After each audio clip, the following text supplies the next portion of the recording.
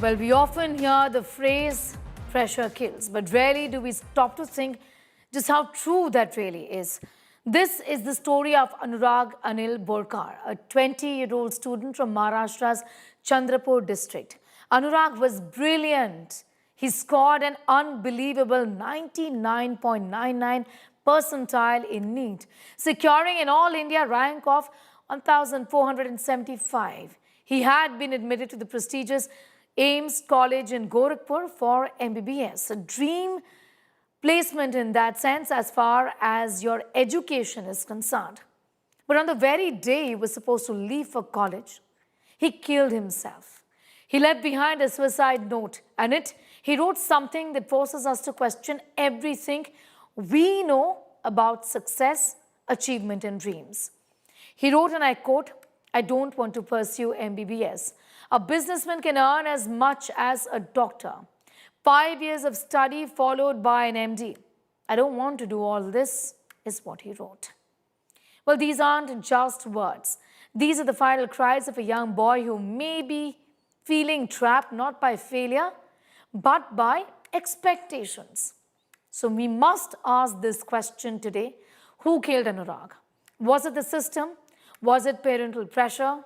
Was it our society's obsession with status, degrees, and prestige? Why are children still not allowed to chase their own passions? Why is choosing a different path seen as a rebellion? We're asking these questions to our guests today as well. Let Anurag's story be a wake-up call for us. आज सकाळी 4 वाजता माहिती मिळाली की नवरगाव येथे राहणारे श्री अनिल बोरकर यांचा मुलगा अनुराग वय 20 वर्ष त्याने घरी पंख्याला लटकून आत्महत्या केलेली आहे. त्याबरोबरच संपूर्ण पोलीस स्टाफ त्या ठिकाणी पोहोचला आणि पुढील कार्यवाही करण्यात आलेली आहे. सुसाईड नोटप्रमाणे एकंदरीत असे दिसून येते की त्याला एकूण अभ्यासाचं प्रेशर हँडल करता आलं नाही आणि त्यामुळे त्याने आत्महत्या केल्याचं दिसून येतं. Dr. Bhavna Barmi, clinical psychologist and founder Happiness Studio, is joining us this evening. Thank you for your time. You know, I want you to please reiterate this, that suicide really is never the answer. We don't know what this young man was dealing with. Was he really forced to choose a career path that he did not want to really get into? Possibly under parental pressure. We wouldn't want to judge, but there's very little information right now. That is what it really appears prima facie.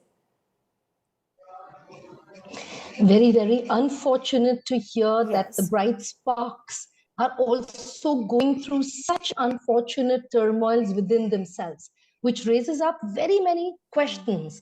And while as a psychologist, I can't say that every case is the same, but psychological research indicates there are multiple overlapping pressures and risk factors that contribute to such tragic outcomes.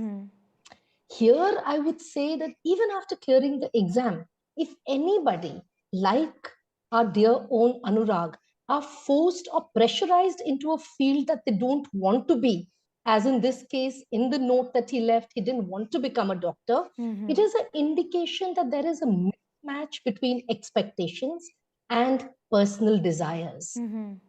This mismatch between personal aspirations and external expectations is where we need to start this reflection. Especially in this particular case, a young man did not want to pursue medicine, but probably felt psychologically compelled to do so. And it very strongly reflects not only parental, but also societal expectations that can pressurize students into paths that they don't want. Yes. And that is what we all need to move towards. He probably didn't actually want this path, but sometimes students achieve top ranks because of family pressure. This mismatch can produce unbearable distress in them and extreme external expectations and fear of disappointing others. Because they have top ranks, they raise expectations of family, relatives, community, society, and the fear of failing those expectations can also be a major stressor. What And there's a lot should of be the word of psychological advice, really, research. doctor, for parents? And also, I would want to ask you, what role would the educational institute in this case play? To counsel students, to constantly talk to students about what is it that they actually want to do. Sense that there is a problem in a student. Maybe a student is battling a crisis in their head and they want to talk about it. Isn't that extremely important? Absolutely. I think first we should all be very aware of the red flags that students raise. Secondly, very important is for families and educational institutions to listen without judgment. Ask open questions.